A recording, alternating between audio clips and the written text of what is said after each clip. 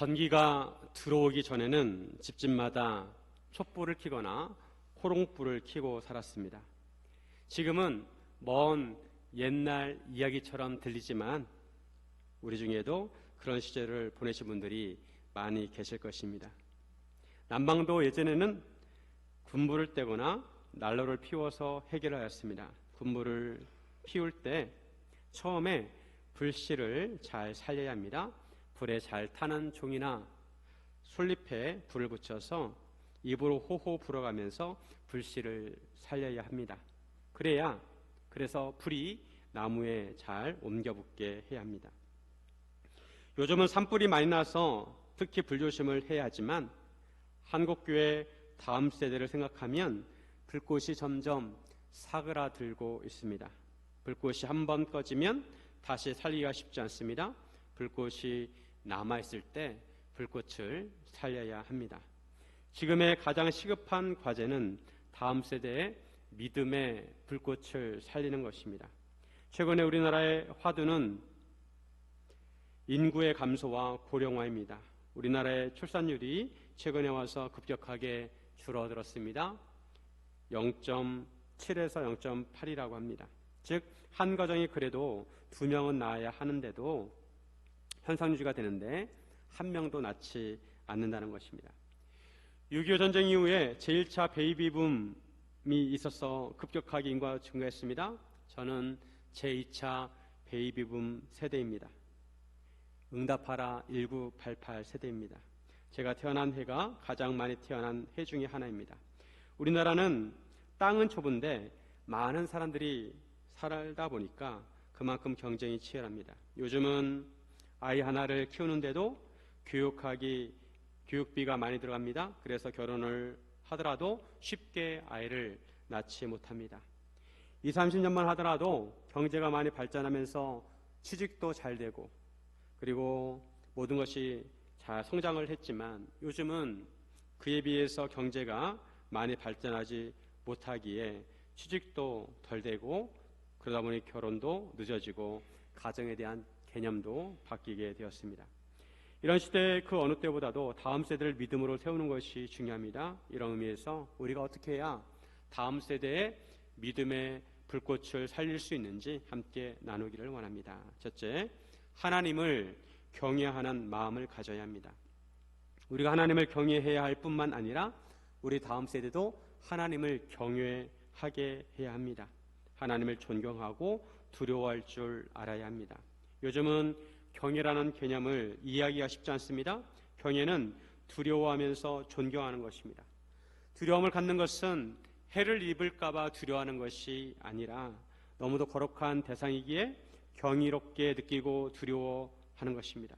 하나님께서는 거룩하시고 우리는 죄인이기에 함부로 다가갈 수가 없고 감히 함부로 말을 걸 수도 없는 관계입니다. 이름조차 함부로 불을 흘러서는 안 되는 대상입니다. 우리나라는 조선시대에 유교 사상이 지배적이어서 제가 어렸을 때만 하더라도 이런 유교적인 영향이 많이 남아 있었습니다. 그래서 어른들에게 인사를 잘해야 된다,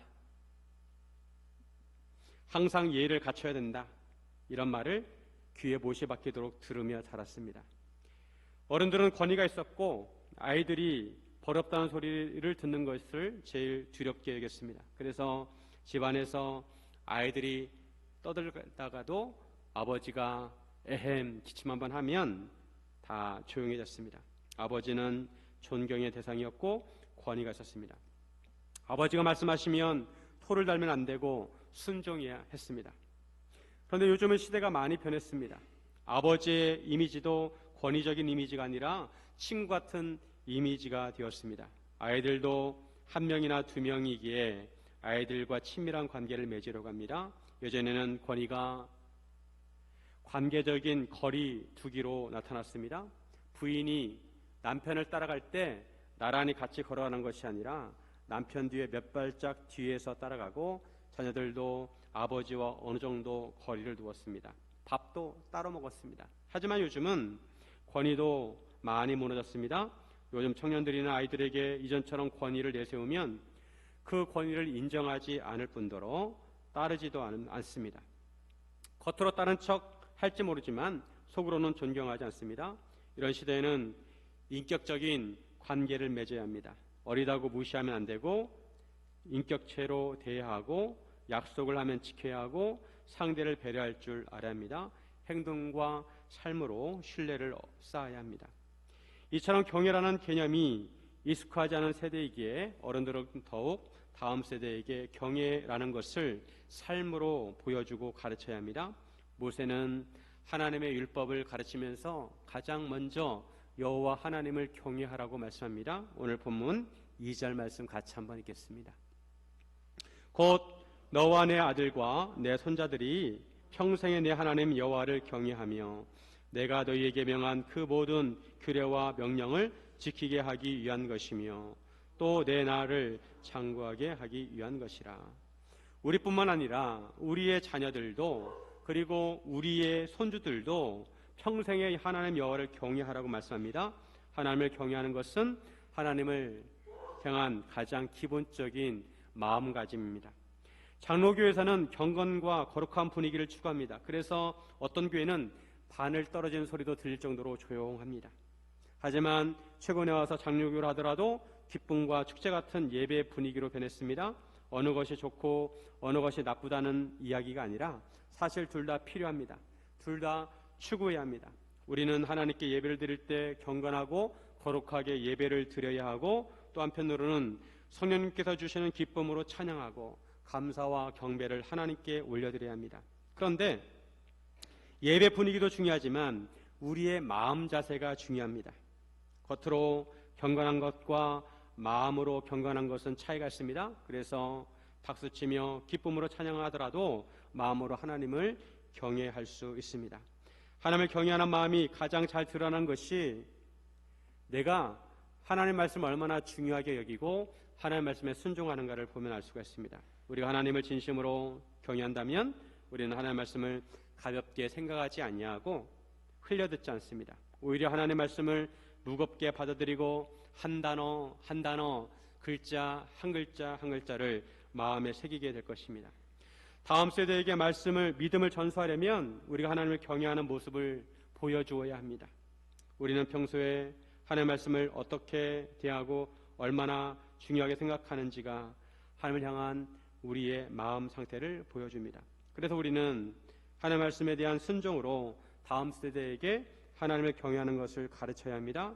여호와를 경외하는 것이 지식의 근본이라고 말씀합니다. 잠언 1장 7절에 보면 여호와를 경외하는 것이 지식의 근본이거늘 미련한 자는 지혜와 훈계를 멸시하느니라.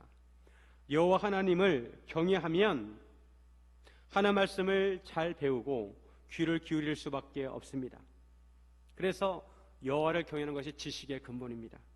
그러다 보면 하나님을 경외하다 보면 하나님의 말씀을 깨닫게 되고 하나님의 뜻과 섭리를 깨닫게 됩니다. 성경 말씀뿐만 아니라 이 세상의 이치와 자연의 섭리도 깨닫게 됩니다. 이 자연도 하나님께서 주신 일반 계시입니다. 지난주에 창세기 말씀을 제가 묵상하다가 이런 생각을 해봤습니다. 태초에 하나님께서 천지를 창조하셨습니다. 하나님께서 말씀으로 세상을 창조하십니다. 그래서 옛날 개역 한글 성경에는 하나님이 가라사대 빛이 있으라 이렇게 되어 있습니다. 하나님이 가라사대, 즉 하나님이 말씀으로 빛이 있으라 말씀하시니까 빛이 창조되었다는 것입니다. 그런데 하나님께서 이처럼 말씀하시기 이전에 이 세상은 혼돈하고 공허했습니다. 창세기 1장 2절에 보시면 땅이 혼돈하고 공허하며 흑암이 깊음 위에 있고 하나님의 영은 수면 위에 운행하시니라. 혼돈하다는 것은 질서가 없다는 것이고 공허하다는 것은 속이 비었다는 것입니다. 우리는 때로 인생을 살다가 혼돈을 느낍니다. 무질서를 느낍니다. 그리고 우리의 삶이 때로는 공허하게 느껴집니다. 그럴 때는 하나님께서 말씀으로 세상을 창조하신 것처럼 하나님의 말씀으로 우리 인생을 만들어가야 하고 채워야 합니다. 우리 앞날을 우리는 잘 알지 못합니다. 그래서 우리 인생이 공허하게 느껴지고 때로 무질서하기까지 합니다. 그럴 때 우리는 하나님의 말씀으로 우리 인생을 채워야 합니다. 그러면 우리 인생이 질서 있게 되고 채워질 줄로 믿습니다. 그리고 하나님께서 6일 동안 천지를 창조하셨는데 첫 3일은 틀을 만드시고 나머지 3일은 그 내용을 채우셨습니다. 우리가 우리 인생을 살거나 하나님의 사역을 할 때도 마찬가지로 하나님께서 하셨던 것처럼 먼저 틀을 만들고 그 내용을 채우면 됩니다. 우리 인생의 틀을 먼저 만들고 그 다음에 하나님의 뜻에 맞추어서 하나님의 말씀으로 우리 인생을 채우면 됩니다.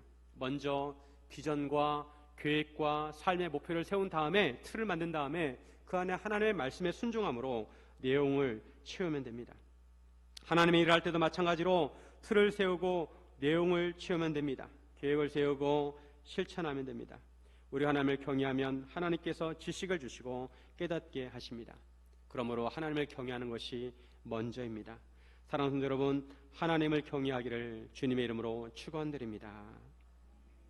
둘째, 나의 신앙 고백을 해야 합니다. 나의 신앙 고백을 해야 합니다. 다음 세대에게 믿음을 전수하려면 다음 세대에게 우리의 신앙 고백을 들려주고 다음 세대도 하나님에 대한 신앙 고백을 하게 해야 합니다. 그들의 입술로 하나님께서 나의 주님이시고 나의 하나님이라고 고백을 하도록 해야 합니다. 이스라엘 백성은 자녀들에게 신앙 교육을 철저하게 시켰습니다. 어렸을 때부터 토라 교육을 시켰습니다. 즉 모세오경을 교육시켰습니다.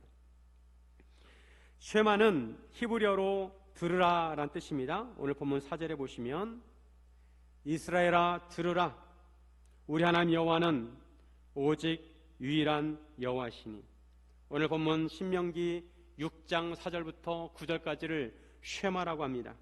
이스라엘아 들으라로 시작해서 쉐마라고 합니다. 그리고 이스라엘 백성은 아침 저녁으로 이것을 암송했습니다. 이 쉐마를 아침 저녁으로 암송을 하였습니다. 우리가 예배를 드릴 때 사도신경으로 신앙 고백을 하는 것처럼 이스라엘에서는 이 쉐마를 가지고 아침 저녁으로 암송을 하면서 하나님께 신앙 고백을 했습니다. 고백은 나의 마음과 믿음을 표현하는 것이고 마음을 확고하게 하는 것입니다. 신앙 고백을 통해서 하나님에 대한 믿음을 표현하고 나의 마음을 결정하고 단단하게 하는 것입니다. 4절에 보면 우리 하나님 여호와는 오직 유일한 여호와이시니, 바로 이게 신앙 고백입니다. 우리 하나님은 유일하신 여호와시다. 이스라엘 백성은 쉐마를 암송하면서 우리 하나님이 유일하신 하나님이라고 신앙 고백을 한 것입니다. 모세는 이스라엘 백성을 애굽에서 구원하여서 광야 생활을 40년 동안 하고 이제 모압 평지에 이르러서 가나안 땅 코앞에까지 이르게 되었습니다. 거기에서 하나님의 백성들에게 하나님의 율법을 가르쳤습니다. 이제 요단강만 건너면 가나안 땅입니다. 하나님께서 아브라함에게 약속하신 땅입니다. 이스라엘 백성이 요단강을 건너서 가나안 땅을 정복하는 것은 한편으로 하나님의 언약을 이루었다는 것이고 또 한편으로 하나님이 약속하신 그 가나안 땅에서 이방 민족들을 몰아내서 그 땅을 정화한다는 개념이 있습니다. 그리고 이스라엘 백성은 가나안 땅에 정착해서 오직 하나님 여호와만 섬겨야 합니다. 절대 가나안 민족들이 섬기는 신들을 섬겨서는 안 됩니다. 그래서 하나님께서는 이것을 누누이 강조하십니다. 여호와 하나님과 가나안 민족들의 신들의 차이점은 여호와 하나님은 유일하신 하나님이시고 가나안 민족들의 신은 다신논이라는 것입니다. 이스라엘 백성은 오직 하나님 여호와만 섬겨야 합니다. 여호와 하나님은 유일하신 하나님이십니다. 이에 반해 가나안 민족들은 다신논이었습니다. 그들은 여러 신들을 섬겼습니다.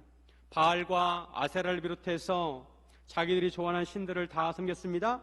이 신이 좋다고 하면 이 신을 섬기고 저 신이 좋다고 하면 저 신도 같이 함께 섬겼습니다. 이것이 가장 큰 차이점입니다. 여호와 하나님을 섬기려면 여호와 하나님만 섬겨야 합니다. 남편도 하나이고 아내도 하나이듯이 하나님도 한 분 여호와 하나님만 섬겨야 합니다. 하지만 가나안 민족들은 여러 신들을 섬겼습니다. 유일하신 하나님을 섬기는 유일신론은 하나님 중심이고 다신론은 인간 중심입니다. 이스라엘 백성이 타락한 것은 여호와 하나님을 섬기지 않아서가 아니라 여호와 하나님을 섬기기는 섬기는데 가나안 민족들처럼 다른 신들도 함께 섬겼다는 것입니다. 즉 다신론을 따랐기 때문입니다.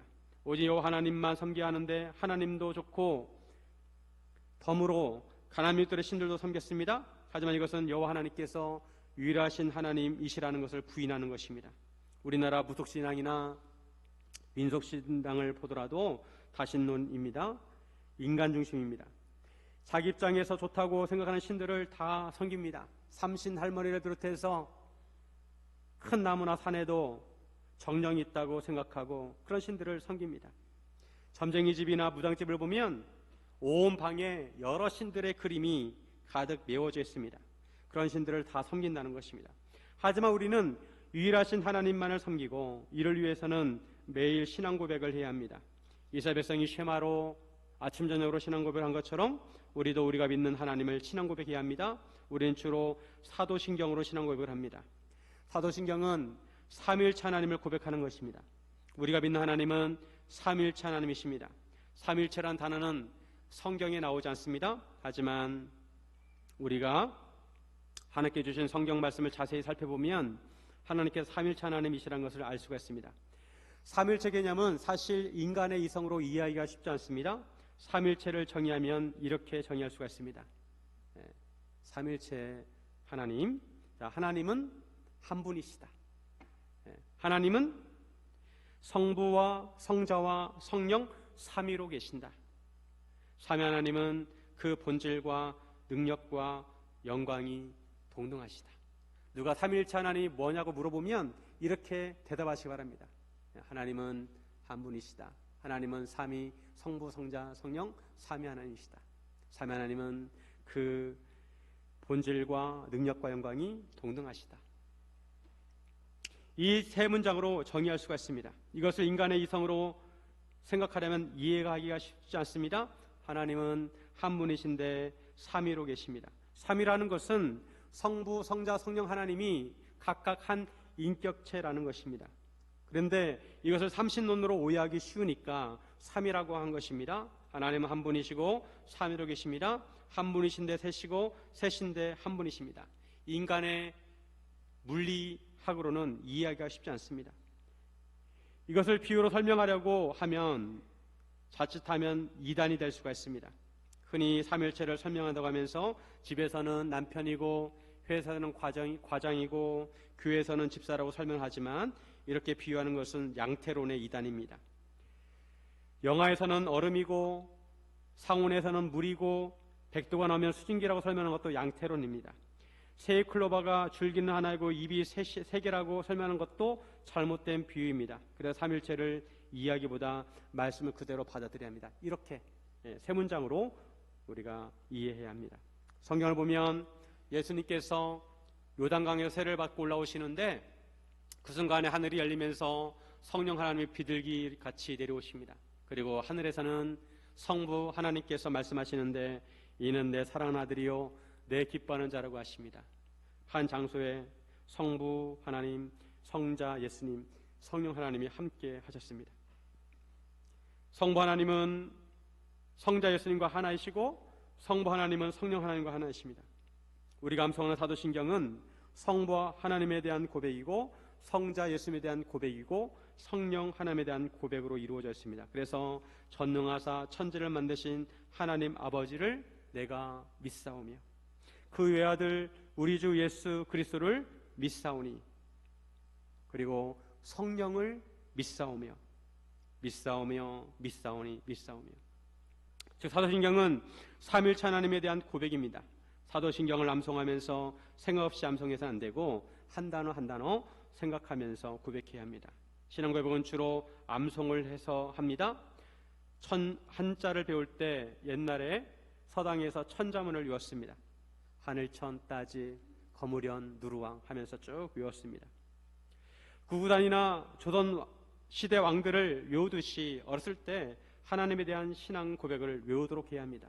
이를 위해서 이스라엘에서는 작은 상자를 만들어서 그 안에 이 쉐마 성경 구절을 적어서 넣었습니다. 그래서 그것을 손목에 매기도 하고 미간에 붙였습니다. 이것을 테팔린이라고 합니다. 테팔린.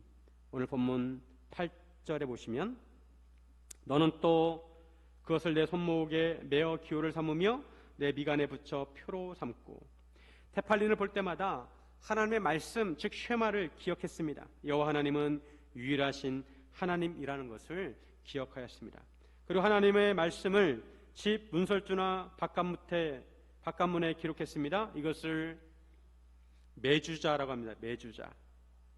봄이 되면 요즘은 우리나라 집들 중에 입춘대길이란 한자를 써서 문 앞에 붙여놓는 집이 있습니다.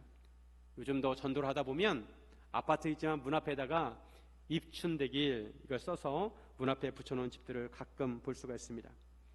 그리고 어떤 집은 이 집은 하나님을 믿는 가정입니다 라는 글을 붙여놓은 집도 있습니다. 이처럼 우리도 신앙 고백을 할 뿐만 아니라 우리 자녀들과 다음 세대가 신앙 고백을 하게 해야 합니다. 성경 말씀을 암송하게 하고 삼일체 하나님을 믿고 고백하게 해야 합니다. 테팔린과 매주자처럼 성경 말씀을 자주 보고 접하도록 해야 합니다. 요즘 집에 가면 성경 말씀 액자들이 많이 있는데 우리의 자녀들이 하나님 말씀을 자연스럽게 보고 기억하게 하는 것이 좋은 방법입니다. 무엇보다 자녀들이 하나님 말씀을 마음에 새기도록 해야 합니다. 우리가 우리의 믿음을 지키려면 신앙 고백을 해야 합니다. 그리고 우리의 자녀들과 다음 세대에게도 믿음을 전수하려면 신앙 고백을 하게 해야 합니다. 로마서 10장 9절과 10절 같이 한번 읽습니다. 내가 만일 내 입으로 예수를 주로 시인하며 또 하나님께서 그를 죽은 자 가운데서 살리신 것을 내 마음에 믿으면 구원을 받으리라. 사람이 마음으로 믿어 의에 이르고 입으로 시인하여 구원에 이르느니라. 우리가 입으로 예수님께서 우리의 구주라고 시인해야 하고 예수님께서 십자가에 돌아가셨다가 3일 만에 다시 살아나신 것을 마음으로 믿어야 합니다. 마음으로 믿어 의에 이르고 입으로 시인하여 구원에 이릅니다. 사도신경처럼 공인된 신앙 고백도 좋고 부모가 직접 체험한 하나님을 아이들에게 알려주는 것도 좋습니다. 부모가 살면서 하나님을 통해 받은 은혜나 하나님의 은혜로 어려움을 극복한 체험이 있다면 아이들에게 자주 이야기해 주어야 합니다. 우리 하나님은 너무도 좋으신 분이셔. 내가 어려움을 겪을 때 하나님이 이렇게 어려움을 해결해 주셨어. 길이 다 막혀 있었는데 하나님이 그때 바로 이런 길을 내주셨어. 그리고 이런 사람을 만나게 하셔서 하나님이 또 좋은 길로 인도해 주셨어. 이처럼 신앙 고백을 해 주어야 합니다. 우리가 믿는 하나님은 내가 하나님께 하나를 드리면 하나님은 10개, 100개를 주시는 분이셔 라고 얘기를 해 주어야 합니다. 이런 신앙 고백을 하기 위해 우리는 먼저 들어야 합니다. 우리는 날마다 생활 속에서 하나님의 말씀을 들어야 합니다. 그래서 쉐마는 이스라엘아 들으라로 시작합니다. 이스라엘아 들으라. 종훈아 들으라. 누구야 들어라. 제발 내 말 좀 들어보렴. 하나님이 항상 우리에게 말씀을 들어야 한다고 하십니다. 하나님의 말씀을 들어야 우리가 하나님을 알고 신앙 고백을 할 수가 있습니다. 사랑하는 여러분, 나의 신앙 고백을 하시기를 주님의 이름으로 축원드립니다. 셋째, 하나님의 사랑을 가르쳐야 합니다. 하나님께서는 부모가 자녀에게 하나님의 말씀을 가르칠 것을 강조하셨습니다. 특히 부모는 자녀에게 하나님의 사랑을 보여주고 하나님을 사랑하는 법을 가르쳐 주어야 합니다. 5절에 보시면 5절 너는 마음을 다하고 뜻을 다하고 힘을 다하여 내 하나님 여호와를 사랑하라. 너는 마음을 다하고 뜻을 다하고 힘을 다하여 하나님을 사랑하라. 사랑은 주로 감정적인 것으로 이해됩니다. 하지만 하나님을 사랑할 때 우리의 마음과 뜻과 힘을 다하여 사랑해야 합니다. 이거는 사랑을 전인격적인 사랑이라고 합니다. 감정적으로만 사랑한 것이 아니라 우리의 지식으로도 하나님을 알려고 해야 되고 의지적으로 하나님이 기뻐하시는 일을 해야 하는 것이 진정한 사랑입니다. 영어 성경에 보니까 마음과 뜻과 힘 앞에 각 단어 앞에 올이 있습니다. 모든 마음과 모든 뜻과 모든 힘을 다해서 사랑하는 것입니다. 전심으로 온 마음을 다해 사랑하라는 것입니다. 하나님을 우리가 지적으로 의지적으로 사랑해야 합니다. 예수님께서 이것을 강조하셨습니다. 그런데 예수님께서는 한 가지를 더 추가하십니다. 목숨을 다하여 사랑하라. 목숨을 다하여 사랑하라. 마가복음 12장 29절에서 30절 같이 한번 읽습니다. 예수께서 대답하시되 첫째는 이것이니 이스라엘아 들으라.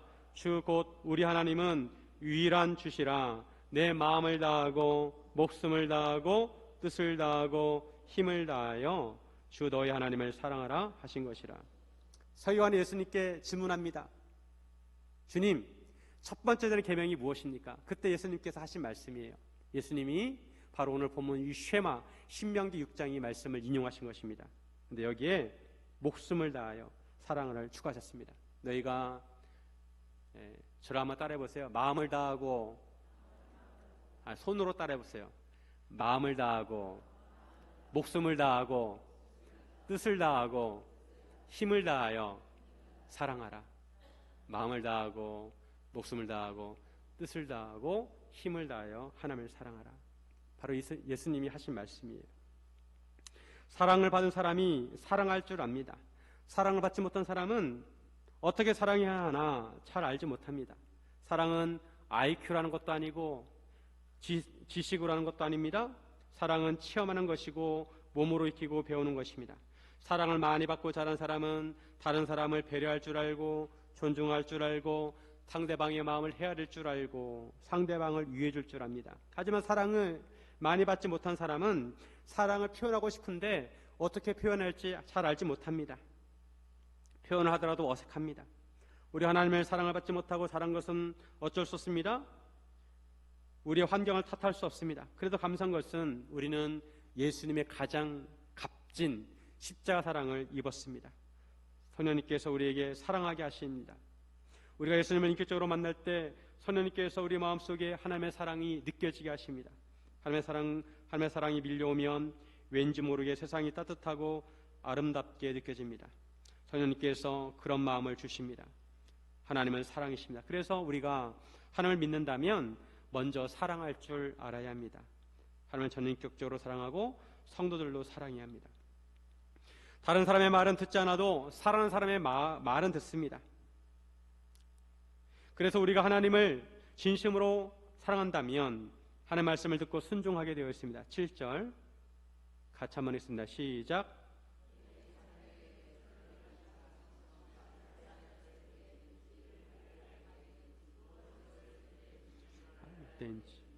이 말씀을 강론할 것이며 우리의 자녀들이 하나님의 말씀대로 살게 하기 위해서는 먼저 하나님의 사랑을 알게 하고 하나님의 말씀을 가르쳐서 순종하게 해야 합니다. 부모에게는 자녀에게 하나님의 말씀을 가르칠 책임이 따릅니다. 자녀에게 부지런히 가르치라고 말씀합니다. 집에 앉아있을 때든지 길을 갈 때든지 누웠을 때든지 일어설 때든지 하나님의 말씀을 가르치라고 하십니다. 그렇다고 강제적으로 입에 음식을 쑤셔 넣듯이 가르치지 말고 하나님의 사랑하는 마음으로 가르쳐야 합니다. 이 시간 자녀들에게 하나님의 말씀을 가르치는 가장 좋은 방법은 오늘 모든 생활 속에서 말씀을 적용하는 것입니다. 말씀을 적용하는 것을 보여주는 것입니다. 집에 있을 때나 밖에 나가서나 밤에 누웠을 때나 낮에 일어났을 때나 생활 속에서 하나님의 말씀을 한 구절이라도 삶에 적용하고 그것을 보여주는 것입니다. 그러면 자연스럽게 그것이 자녀들에게 가르침이 될 것입니다. 이렇게 하는 것을 쉽게 말하면 제자훈련이라고 합니다. 제자훈련은 내가 하나님의 말씀을 묵상하고 그 말씀을 내 삶에 적용해서 사는 것입니다. 자녀들과 다음 세대에게도 하나님의 말씀을 배우고 생활에 적용하도록 해야 합니다. 하나님을 사랑한다면 그 사랑을 표현해야 합니다. 어떤 사람은 하나님을 사랑한다고 하면서 하루에 한 번도 하나님을 생각하지 않습니다. 하나님을 사랑하면 당연히 사랑하는 사람을 생각해야 되는데 하나님을 사랑하면 당연히 하나님을 사랑해야 합니다. 생각해야 합니다. 아이가 엄마를 사랑하기에 자연스럽게 엄마 생각을 하듯이 우리는 하나님을 사랑하면 하나님 생각을 해야 합니다. 그래서 하나님께 기도를 드리고 하나님의 말씀을 묵상하는 것입니다. 나를 위해 십자가를 지신 예수님께서 형제자매에게 사랑하고 섬기라고 하셨으니까 선한 마음으로 이웃을 사랑하고 섬김을 실천합니다. 말씀 한마디라도 따뜻하게 하고 친절을 베풉니다. 내가 아무리 급하더라도 다른 사람을 함부로 대하는 것이 아니라 존중할 줄 압니다. 우리는 사소한 것에 화를 낼 때가 있습니다. 앞차가 느리게 가면 왠지 모르게 화가 납니다. 나 빨리 가고 싶은데 앞차가 느리게 가면 그럴 때도 예수님 생각하면서 이웃을 배려해야지 하면서 그 마음을 절제합니다. 부모들이 이런 모습을 보일 때 자녀들이 그런 모습을 보고 배우는 것입니다. 하나님을 사랑하는 법과 이웃을 사랑하는 법을 배웁니다. 오늘은 어린이 주일입니다. 요즘 교회들마다 주일학교가 점점 사라지고 있습니다. 주일학교가 없다는 것은 교회의 미래가 없다는 것입니다. 주일학교가 있는 것만으로도 감사해야 합니다. 그리고 하나님께 기도하면서 다음 세대를 잘 세우고 다음 세대에게 하나님의 사랑을 가르쳐야 합니다. 다음 세대를 세우는 사역을 사역자나 교사들만의 일로 생각해서는 안 되고 모든 성도들이 함께 해야 합니다. 모든 성도들이 다음 세대의 멘토가 되어야 합니다. 아이들을 만나면 속으로라도 그 아이들을 위해서 기도해 주시고 따뜻한 눈빛으로 바라봐 주시길 바랍니다. 어렸을 때 기억은 평생 갑니다. 어릴 때 받은 사랑은 평생 기억합니다. 우리가 아이들에게 하나님의 사랑, 십자가 사랑을 보여주어야 합니다. 라떼는 말이야라고 하면서 권위적으로 다가가서는 아이들과 거리가 좁혀지지 않습니다. 우리는 아이들 한 영혼 한 영혼을 소중히 생각해야 합니다. 이런 면에서 로버트 베이든 파워렛이 아이를 얕보지 마세요를 귀담아 들어야 합니다. 아이를 얕보지 마세요. 그 아이 집이 평범하고 보잘것없는 집이라고 아이를 얕보지 마세요. 링컨의 집도 통나무 집이었답니다. 부모가 무식하다고 아이를 얕보지 마세요. 셰익스피어의 아버지는 자신의 이름조차 쓸 수가 없었답니다. 보잘것없는 직업을 가졌다고 아이를 얕보지 마세요. 철로역정의 작가 존 버년도 땜쟁이였답니다.